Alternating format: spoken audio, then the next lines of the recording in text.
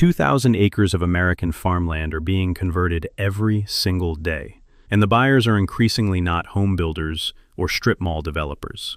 They are trillion-dollar AI companies building data infrastructure. In some regions, farmers are being offered $80 million for land that currently earns about $32,000 a year. That spread is not a normal market signal. It is a structural force. That headline can make this look like a simple seller's story, but it isn't. The biggest risk is often not the farmer who cashes out, but the farmers who stay while everything around them changes. Their input networks thin out, service costs rise, and land values around them are reset by industrial demand they cannot control. This episode explains how that process works and why it is accelerating. From 2001 to 2016, the United States converted about 11 million acres of agricultural land into urban, highly developed, or low-density residential uses. Around 4.4 million of those acres were classified as highly productive and versatile. Researchers call that class nationally significant land. Once paved, that productive capacity is effectively gone for generations. Forward projections are more concerning. Current patterns imply another 18.4 million acres could be lost by 2040. Under a high sprawl trajectory, that rises to 24.4 million acres, roughly the size of Indiana. This is not an incremental shift at the margins. It is structural removal of food-producing land at national scale. The burden is uneven across regions. North Carolina ranks second for projected farmland conversion, with about 1.2 million acres at risk. That equals roughly 11.6% of the state's agricultural base. Some fast-growth counties are projected to lose more than 35% of working land. Once losses pass that range, local farm ecosystems begin to destabilize quickly. The same pressure appears in other advanced economies. Britain could lose about 23% of farmed land by 2050, around 3.96 million hectares. Without a major productivity step change, modeled output loss approaches 32%. At that point, domestic food resilience drops sharply. Trade dependence becomes a necessity rather than a policy preference. Why does this keep happening, even when everyone sees the risk? Because farmland has two competing roles at once. It is food infrastructure, and it is a financial asset. As metro boundaries move outward, speculative land value rises faster than field-level crop income. That valuation gap changes tax burdens, financing choices, and succession decisions. Markets then reward conversion, even when communities need production. Property tax rules deepen the pressure. In many jurisdictions, assessment leans on highest and best use, meaning what a developer could pay rather than what a farm can earn. As neighboring parcels transact at development prices, tax bills escalate for remaining producers. A farm can become tax-stressed while still agronomically productive. Selling then shifts from optional to unavoidable. All states try to offset this through use value assessment programs. These systems value farmland by productive agricultural use rather than speculative development value. In Ohio, the tax commissioner uses advisory committees and detailed unit value tables by soil type, drainage, and yield potential. New York farmers save about $70 million per year through this framework. The relief is real, but it is not immune to strategic misuse. That misuse is now central to the paradox. Broad statutory definitions of agricultural use let many speculative owners qualify for farmland tax treatment. A developer can lease hay cutting, graze a few animals, or keep a token orchard, and still access reduced tax status. Holding costs fall while land banks wait for rezoning or infrastructure timing.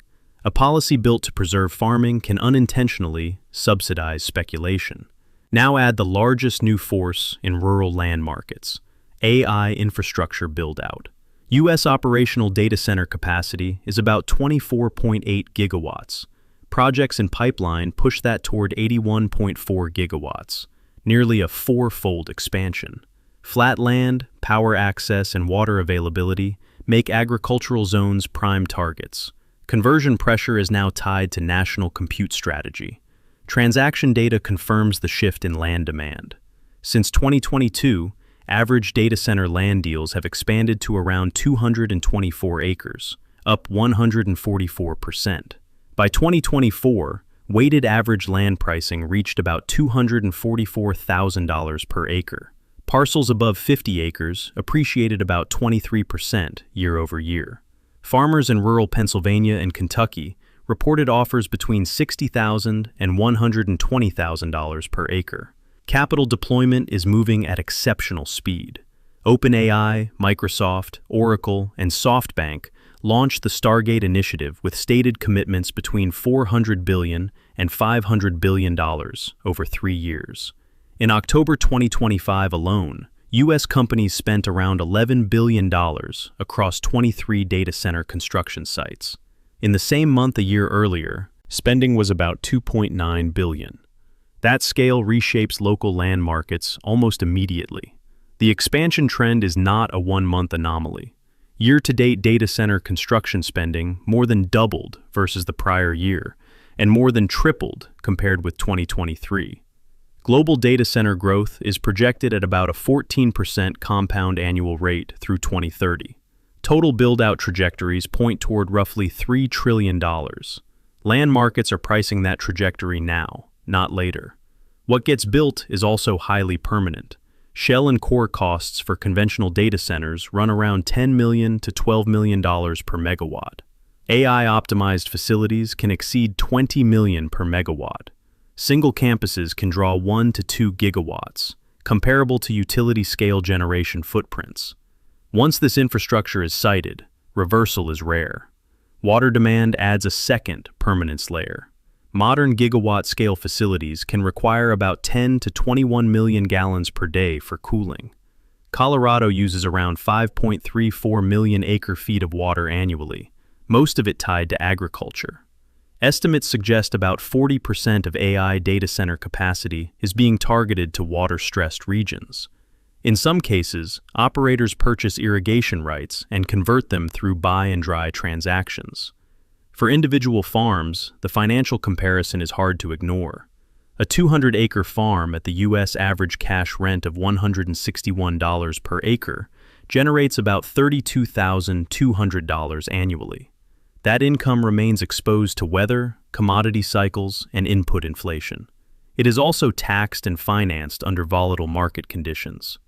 Relative to industrial offers, yearly returns look structurally weak. Alternative contracts are dramatically different. A solar lease at $1,500 per acre can generate around $300,000 annually on the same footprint. Some contracts include a 2% escalator over 40 years with corporate counterparty guarantees. That turns uncertain crop cash flow into predictable annuity-style income. Landowners make decisions in that spread, not an abstraction. Outright sale raises the gap further. At $100,000 per acre, a 200-acre farm can receive a $20 million lump sum. At the same time, U.S. farm debt is projected near $591.8 billion in 2025, up about 5% from 2024. Sector debt-to-asset ratio is around 13.4%. Liquidity pressure makes immediate certainty even more attractive. Debt service indicators reinforce that pressure. Typical debt service coverage ratios are about 1.04 for corn, 0.80 for wheat, and 1.07 for soybeans. Those levels leave little room for price shocks or weather losses. In that context, development offers are not only windfalls, they are perceived exits from structural fragility. Farm retention becomes a values decision, not just a spreadsheet decision. Some landowners still refuse extraordinary offers. An 86-year-old Pennsylvania farmer reportedly declined $15 million from a data center buyer. A Wisconsin farmer reportedly declined $80 million. These are not mistakes in arithmetic. They are decisions about identity, stewardship, and the irreversibility of soil loss. The danger is that farm system decline is non-linear. It does not fall 1 acre at a time in a smooth curve. It weakens support networks until thresholds are crossed. Then, deterioration accelerates. Once service density breaks, remaining farms face compounding costs. That dynamic is visible in long-run county-level studies. Econometric work in mid-Atlantic states found a key threshold at 189,240 harvested cropland acres. Counties above that line retain stronger agricultural ecosystem function. Below it, support infrastructure becomes harder to sustain. The system can still operate, but with reduced resilience. A second threshold then matters even more. When total farmland drops below 150,000 acres, farm loss rates accelerate by about 2 to 3% annually, compared with counties above 250,000 acres. Equipment dealers close first, then large animal veterinary services thin out, then elevators and processors consolidate away. Remaining producers travel farther for inputs and repairs and receive weaker local bids. The next developer offer then becomes harder to refuse. Replacing prime acres is not a one-for-one swap. Prime soils near population centers often outperform replacement marginal lands by about 30 to 40% per acre. To recover equivalent output, larger areas of weaker land must be cultivated. That expands pressure on forests and grasslands. Land conversion in one county can create ecological spillovers in another. The global baseline is already fragile. About 34% of global agricultural land, roughly 1.66 billion hectares, is in severe degradation status. Farming systems are also losing around 75 billion metric tons of topsoil each year. When high-quality land is converted, this degraded baseline carries more of the production burden. That raises long-run risk, even if near-term output appears stable. Supply chain distance adds another cost channel. Processed food in the U.S. moves about 1,300 miles on average from field to fork. Fresh produce moves roughly 1,500 miles. As sprawl pushes production farther out, freight costs rise. In commodity markets, those costs often flow backward into farm gate pricing, rather than forward into global benchmark prices. Transfer of development rights was built to counter this pattern. TDR separates preservation zones, called sending areas, from growth zones, called receiving areas. Farmers sell development rights, while builders buy those rights to build more densely where infrastructure already exists. It is a market design intended to preserve land while still allowing growth. Results, however, are highly uneven. Nationally, about 44% of U.S. TDR programs have not protected a single acre. Only around 30% have protected more than 100 acres. The strongest case remains Montgomery County, Maryland. After losing about 18% of farmland in the 1970s, the county downzoned 110,000 acres to 1 unit per 25 acres, and paired that with an active TDR market. Tens of thousands of acres were preserved. Community benefit agreements represent another tool. CBAs are binding contracts between developers and community coalitions. In exchange for local support during permitting, developers fund specified local outcomes. Well-designed rural CBAs use endowment structures with protected principal and annual investment returns for schools, emergency services, or conservation. This creates recurring local value rather than one-time payments. Examples show real potential. A Nebraska carbon storage project committed $500,000 up front, plus an estimated $1 million annually. Byron, New York negotiated a $24 million package spread across 20 years for a wind project. Along a 420-mile transmission corridor in Montana and North Dakota, landowners organized collectively, hired counsel, and secured uniform terms with stronger restoration obligations. Negotiation structure changed outcomes, yet policy headwinds are intensifying. Federal AI dominance agendas aim to reduce local zoning veto power and accelerate siting through centralized pathways. Grid interconnection costs in PJM rose from about $2.2 billion to $14.7 billion for data center-linked expansions. States are also granting large tax exemptions to attract facilities. Fiscal competition is now directly shaping land use outcomes. Those exemptions are expensive. In a single year, estimated lost revenue reached about $2.5 billion in Georgia, $1.6 billion in Virginia, and $1 billion in Texas. Around AI cluster regions, electricity prices rose about 267% versus 5 years prior. Rural households and native communities face disproportionate burden from those increases. Some legislatures are responding with temporary moratorium proposals. State pushback now includes draft pause frameworks, while water, grid, and fiscal safeguards are evaluated. One example is Draft LRB-6377/1 in Wisconsin. These bills do not stop all development permanently. They attempt to sequence growth after baseline protections are defined. Without sequencing, local systems absorb risk before benefits are secured. Municipal fiscal data adds another layer to this debate. Cost of community services studies across 25 states show residential development often costs about $1.16 in services for each dollar in tax revenue. Farmland and open space typically cost about 30 to 50 cents per revenue dollar. Commercial and industrial uses, including data centers, generally cost about 29 to 65 cents. On paper, industrial expansion can look fiscally attractive. Loudoun County, Virginia, is the most cited example. The county handles around 70% of global daily email traffic and receives about $890 million annually from data center tax revenue. That nearly covers its roughly $940 million operating budget. Service cost is often cited at about 4 cents per tax dollar from those facilities. Since 2008, property tax rates fell from about $1.28.5 to about 80 cents and a half per $100 of assessed value.